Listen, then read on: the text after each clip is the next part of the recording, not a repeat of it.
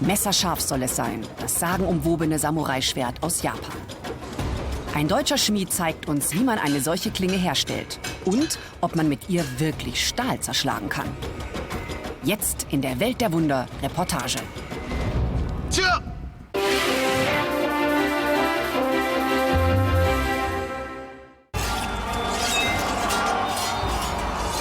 Die Samurai, Elitekrieger Japans. Mehr als 1000 Jahre führen sie eine legendäre Waffe in die Schlacht, das Samurai-Schwert. Die Japaner nennen es Katana. Eine Waffe mit einer Seele, nach überlieferten Traditionen geschmiedet. Eine Klinge schärfer als jedes bekannte Material. Ihre Kraft soll mühelos einen Menschen zerteilen. Stefan Roth, einer der besten Schmiede Europas, führt uns ein in die Geheimnisse der japanischen Schmiedekunst. Wenn dieser Mann ein Samurai-Schwert fertigt, dann tut er das mit Herz und Seele. Ich versuche, das Schwert so zu schmieden, als wenn das Leben seines Besitzers sozusagen davon abhängen würde. Absolute Präzision, viel Erfahrung und vor allem eine Menge Geduld sind nötig, um diese Wunderwaffe zum Leben zu erwecken. Das japanische Schwert hat weltweit einen legendären Ruf. Doch stimmt es wirklich, dass die Langschwerter der deutschen Ritter den messerscharfen Waffen der Samurai weit unterlegen sind? Im Kampf Mann gegen Mann vertraut selbst der Schmied Stefan Roth nicht so sehr auf die Schärfe des Katana, sondern vielmehr auf die Stärke der deutschen Klinge. Beim Kampf um Leben und Tod würde ich mich immer für das deutsche Langschwert entscheiden. In einem noch nie durchgeführten Experiment prüft Welt der Wunder, ob die japanische Superklinge tatsächlich besser ist als das deutsche Langschwert.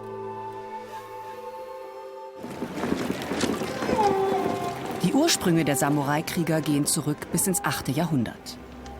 Ihr Leben war geprägt von einem Ehrenkodex, dem Bushido, dem Weg des Kriegers.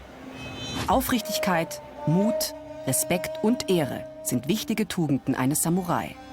Um ihnen gerecht zu werden, muss ein Krieger ein Leben voller Disziplin führen.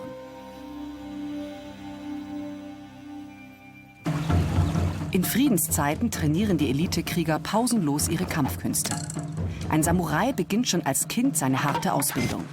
Denn er muss lernen, sich zu verteidigen und übt unentwegt mit seinem Vater.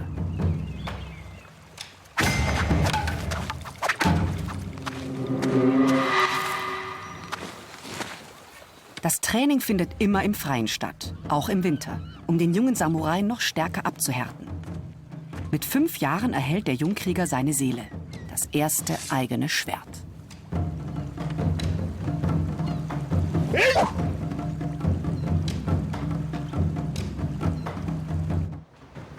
Der Hollywood-Streifen Kill Bill zeigt, dass durch den richtigen Umgang mit dem japanischen Samurai-Schwert selbst ein auswegloser Kampf gewonnen werden kann. Das Katana soll so scharf sein, dass es andere Klingen mühelos durchschlagen kann.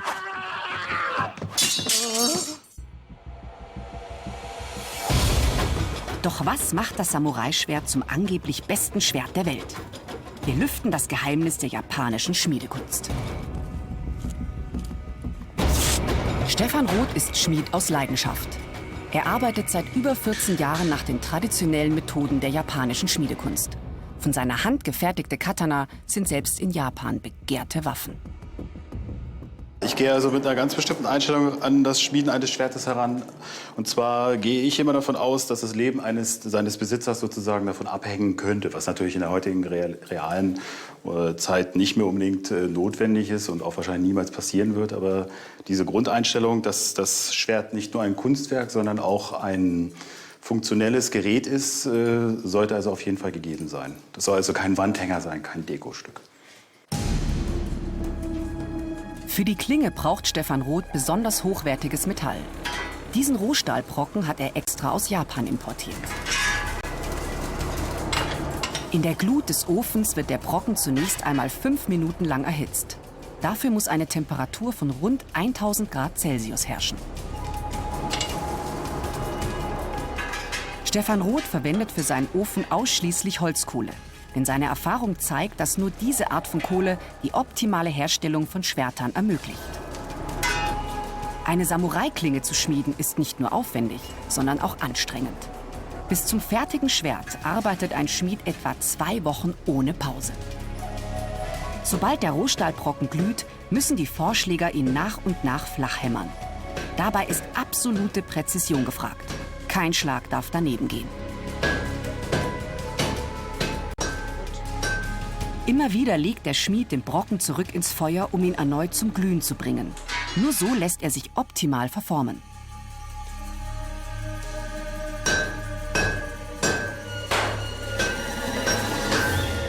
Am Ende hämmert Roth allein mit einem speziellen Hammer die flache Scheibe zurecht. Anschließend muss sie im Wasserbad abgekühlt werden.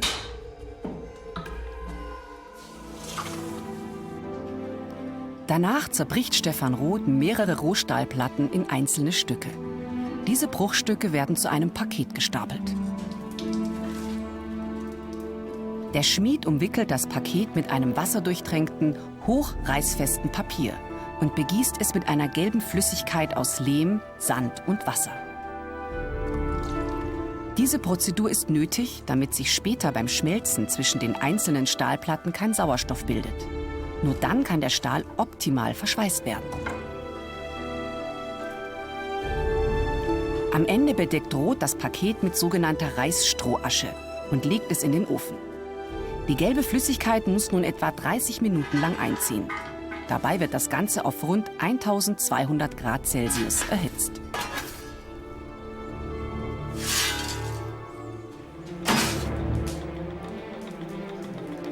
Durch das anschließend fortwährende Hämmern verschweißen die einzelnen Metallschichten miteinander.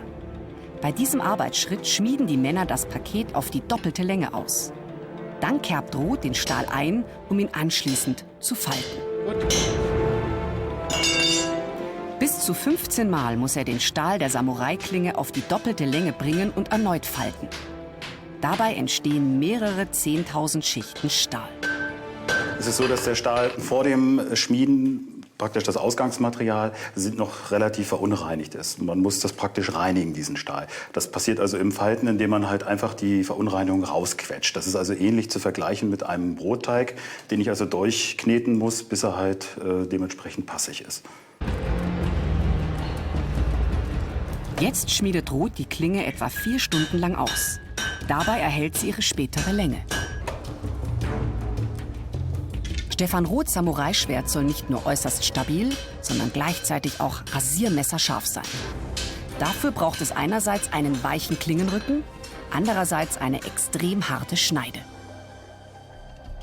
Diese Herausforderung muss der Schmied beim sogenannten Härten des Schwertes bewältigen. Es ist der schwierigste Arbeitsschritt von allen. Zuerst streicht er auf die Klinge eine Paste aus Lehm und Sand. Viel auf den Klingenrücken, wenig auf die Schneide. So kann die Schneide später im Feuer komplett durchhärten, während der Rücken weich und flexibel bleibt.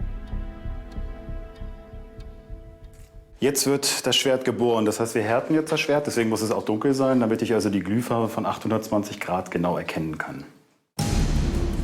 Allein an der Farbe des glühenden Stahls zu erkennen, wann die richtige Temperatur erreicht ist, erfordert viel Erfahrung. Doch bei der Beurteilung der Glühfarbe stört den Schmied das Licht unserer Kamera. Ich muss noch mal unterbrechen, es ist zu hell, ich sehe nichts. Unsere Filmkamera stößt an ihre technischen Grenzen. Immer noch zu hell.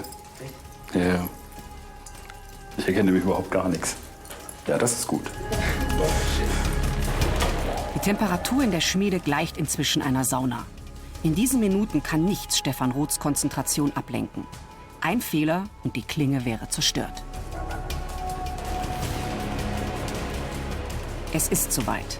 Die Klinge ist genau 820 Grad heiß. Im Wasserbad kühlt sie blitzschnell ab. Dabei entsteht ihre charakteristische Krümmung.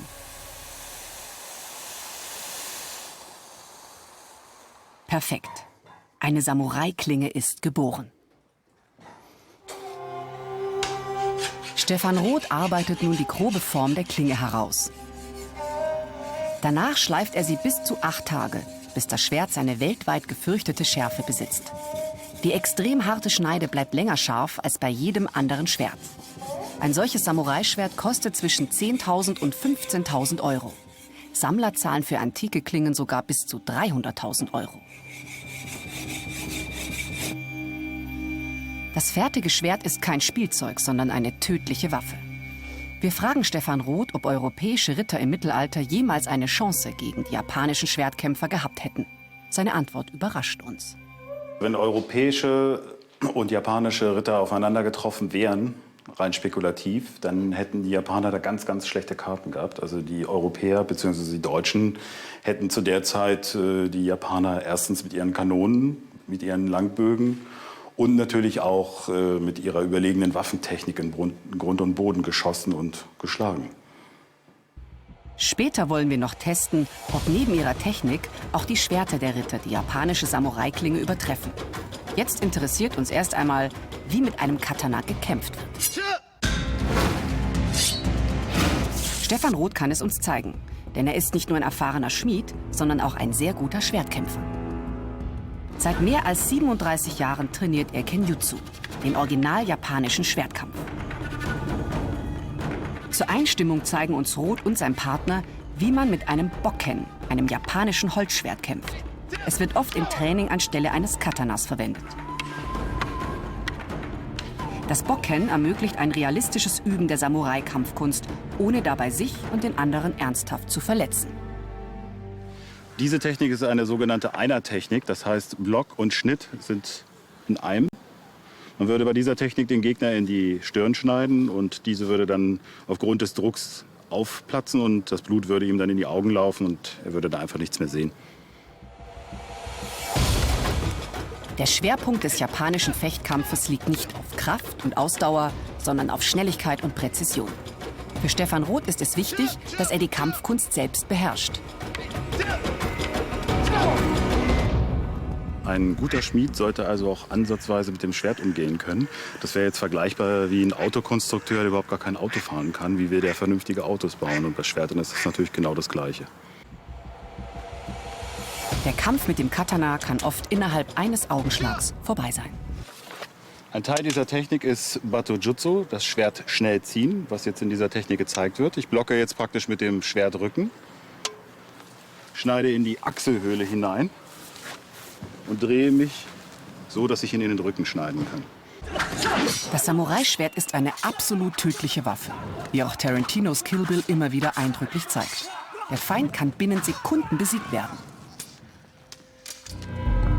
Doch Schwertkämpfer Roth studiert ebenso europäische Waffen- und Kampftechniken. Sein Vertrauen schenkt er offensichtlich einem deutschen Schwert. Beim Kampf um Leben und Tod würde ich mich immer für das deutsche Langschwert entscheiden. Das deutsche Langschwert ist im Gegensatz zum japanischen Katana etwas länger und hat 2 scharfe Klingenseiten. Deshalb sind mit dem Langschwert Techniken möglich, die es beim Samurai-Schwert nicht gibt. Stefan Roth und Kampfpartner Colin Richards zeigen uns die europäische Schule.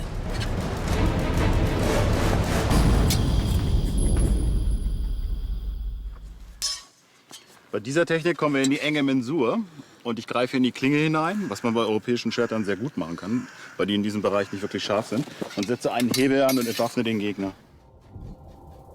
Das deutsche Langschwert hat zusätzlich noch eine Querstange über dem Griff, die sogenannte Parierstange. Diese kann im Kampf vielseitig eingesetzt werden. Man kann in der engen Mensur damit ins Gesicht schlagen.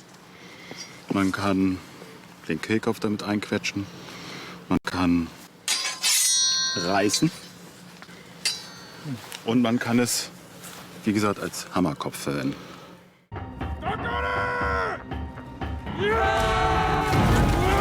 Während das Samurai-Schwert weltweit für seine Fähigkeiten bewundert wird, gelten deutsche und viele andere europäische Schwerter als unpräzise, grobschlächtig und schwer.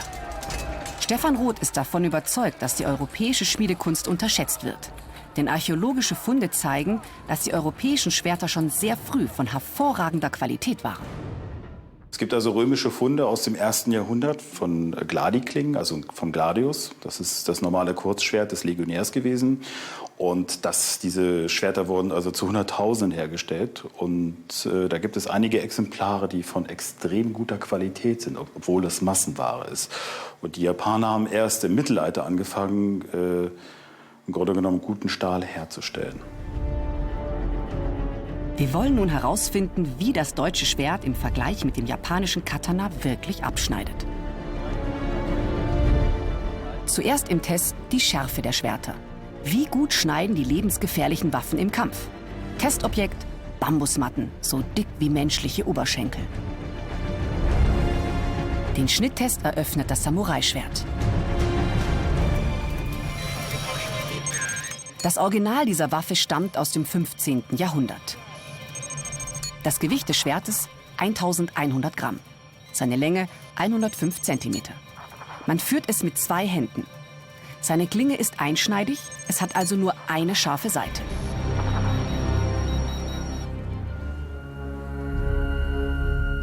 Für solch einen Schnitttest muss der Schwertträger seine Waffe perfekt beherrschen.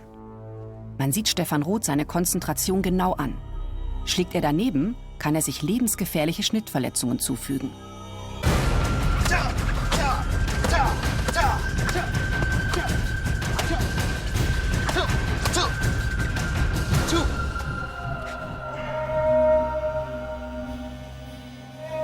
Der Schnitttest zeigt, die Samurai-Klinge ist rasiermesserscharf. Das Katana gleitet durch die Matten wie durch Butter. Es ist zweifelhaft, ob ein europäisches Schwert überhaupt so scharf sein kann. Das Original des deutschen Langschwertes ist ebenfalls aus dem 15. Jahrhundert. Es wiegt 300 Gramm mehr und ist 15 Zentimeter länger als das Katana. Es wird ebenfalls mit beiden Händen geführt. Seine Klinge ist jedoch zweischneidig. Stefan Roth konzentriert sich für den Test mit dem Langschwert.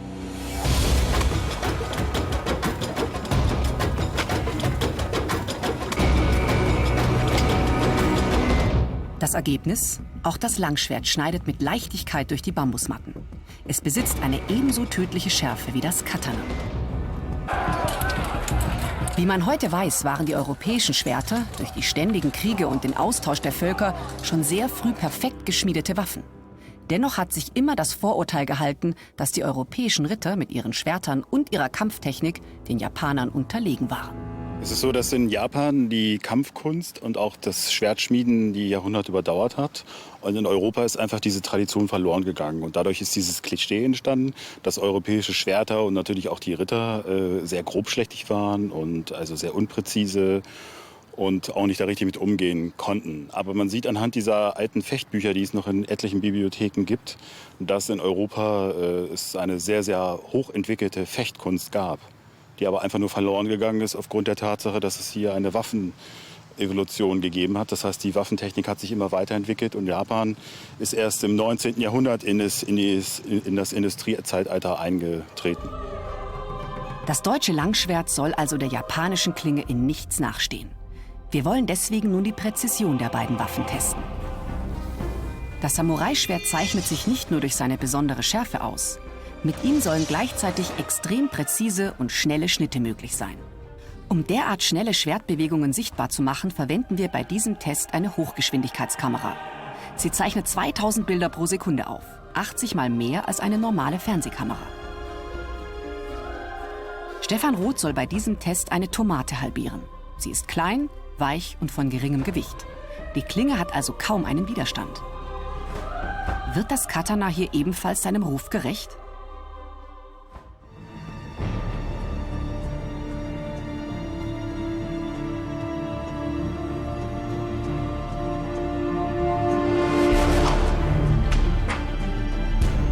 Diese Bilder sprechen für sich. Die Zeitlupe offenbart die skalpellartige Schärfe und Präzision der Klinge. Wie wird dieser Test mit dem deutschen Langschwert ausgehen?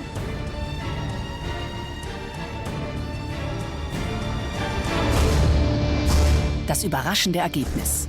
Auch das deutsche Langschwert ist zu chirurgisch genauen Schnitten imstande. Doch es gibt einen Extrembereich, in dem das Samurai-Schwert als einzigartig gilt. Seine herausragend harte Schneide. Sie soll sogar Stahl zerteilen können. Wir zeigen Stefan Roth einen Ausschnitt aus einer japanischen Fernsehshow, in der ein Schwertkämpfer ein Metallrohr mit einem Samurai-Schwert in 2 Teile hackt. Der Schmied ist davon wenig beeindruckt. Der Mann versteht sein Handwerk, der kann sehr gut mit dem Schwert umgehen. Aber das, was er da gezeigt hat, ist also kein Hexenwerk. Das kann man also mit x-beliebigen Gegenständen, die man also auch im Alltag benutzt, genauso machen. Ich kann euch das auch gerne gleich mal zeigen. Stefan Roth findet in seiner Werkstatt ein Metallrohr, das im Durchmesser dem aus dem Video entspricht. Und tatsächlich ist für das Zerteilen dieses Rohrs nicht zwingend ein Samurai-Schwert nötig.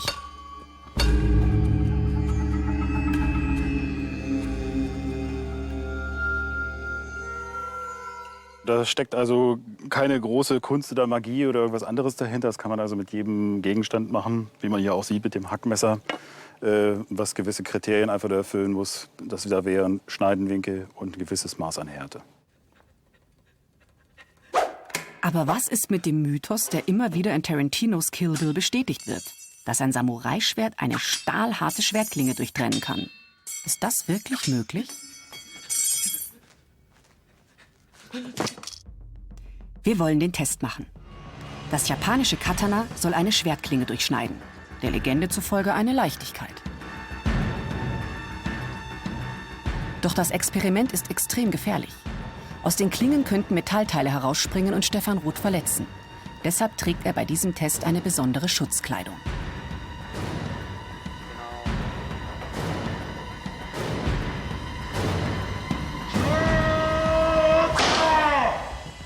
Die Funken fliegen, aber das eingespannte Schwert bleibt ganz. Es hat lediglich eine Macke. Das Samurai-Schwert hingegen ist extrem verbogen und zeigt eine Kerbe in der Klinge. Offensichtlich hat niemand zuvor erprobt, was alle behaupten.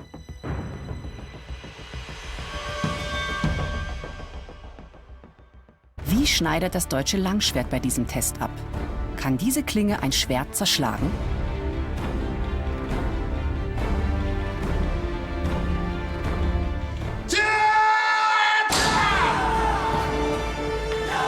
Das deutsche Langschwert zerteilt die andere Klinge. Und es erweist sich damit als das wahre Superschwert. Stefan Roth fühlt sich bestätigt. Das Langschwert zeigt lediglich eine kleine Kerbe. Ich habe das nicht anders erwartet. Also das ist genau das, was ich eigentlich gedacht habe. Man kann jetzt sehr gut an dem Schwert sehen, man könnte jetzt sofort mit weiterkämpfen, was bei dem japanischen Schwert natürlich nicht mehr möglich war. Offensichtlich ist es eine Legende, dass das Samurai-Schwert eine Stahlklinge durchschneiden kann. Im Gegenteil. Der weiche Klingenrücken des Samurai-Schwertes lässt es im Kampf schnell verbiegen. Und auch seine harte Schneide zeigt nach dem Duell Kerben, wie man auf dieser historischen Darstellung sehen kann. Schwertexperte Stefan Roth kennt weitere Gründe, warum die japanischen Schmiede nicht unbedingt besser waren als die europäischen. In Europa hat man ca. 1000 Jahre eher angefangen, qualitativ gute Klingen zu schmieden als in Japan. Und es gibt Hinweise, dass die Japaner durchaus von der europäischen Qualität wussten. Ab Ende des 16. Jahrhunderts haben die Japaner also auch europäischen Stahl verwendet. Und das haben sie also mit Vorliebe gemacht, weil der qualitativ einfach besser war als ihr eigener. Noch heute schmieden Japaner und Europäer ihre Schwerter nach alter Tradition. Das japanische Samurai-Schwert ist ohne Zweifel ein Meisterwerk, aber nicht unbedingt besser als ein deutsches Schwert. Beide Kulturen perfektionieren über Jahrhunderte ihre Schmiedekunst, um eine ganz besondere Waffe zu erschaffen. Bis heute können wir das Handwerk der alten Meister nur bewundern.